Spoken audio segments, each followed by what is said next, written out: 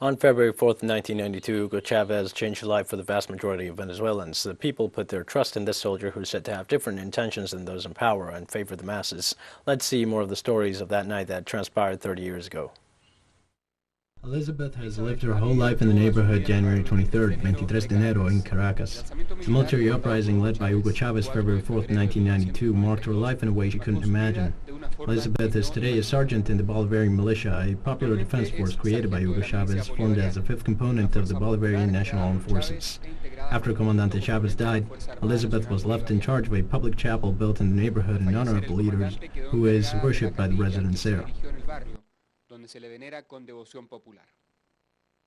Yo conocí a Chávez el 4 de febrero del 92, en la madrugada, ya que yo vivo en la calle El Martirio, que es la parte abajo de la entrada al cuartel. I met Chavez on February 4th of 1992, in the early morning hours. Since I live in Martirio Street, the bottom part of the Cuartel de la Montaña, the mountain headquarters, I usually woke up around 4 a.m. to make some coffee for my husband, get the kids ready for school. That was my wake-up time. And I always opened the window, then the door. And when I opened the window, the first thing I saw was soldiers with their faces painted, right at my doorstep. The soldier that was at the door lunges forward and stretches his hand and says, "Men, don't be afraid. We are with Chavez." And since I didn't know who he was, I asked, "And who is Chavez?" "Well, he's our leader, our commander. He's with us." Since I saw my husband at ease talking to them, I kind of got confident and I took 2 jars and gave them to the soldier. And so I said, "Here, so you all can have some coffee."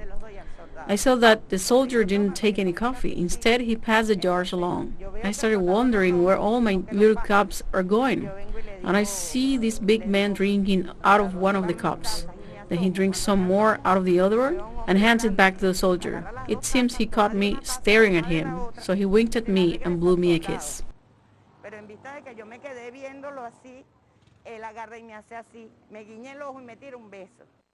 It was Hugo Chavez, but Elizabeth didn't know that yet, and she also had no idea of what was going on in the country. She was a privileged witness of that evening's events. Atrincherados en la escalera de la casa y salieron por aquella puertica blanca, la casita roja. Then they garrisoned at the stairs of the house. Then they left through the red house. That wall wasn't there. It was just a staircase. So they went out through my house.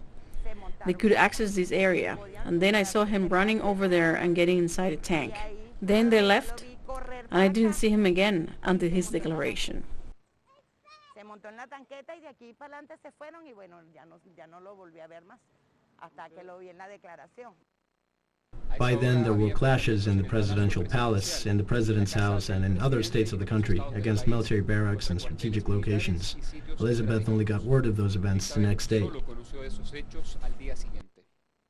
Cuando pasaron en la televisión, mi esposo me dijo yo porque yo le dije, "Mira, when I saw him on TV, I told my husband, "Look, it's the one who's talking now." I gave him coffee. I gave those boys coffee and they passed it along to him. He was the one I could see because there was a light there, and I saw his face. His face got stuck in my head when I saw him with the cops.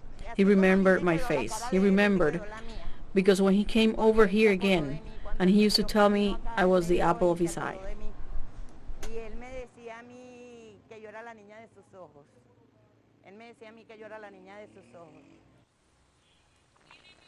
Leonel Retamal, teleSUR, Caracas, Venezuela.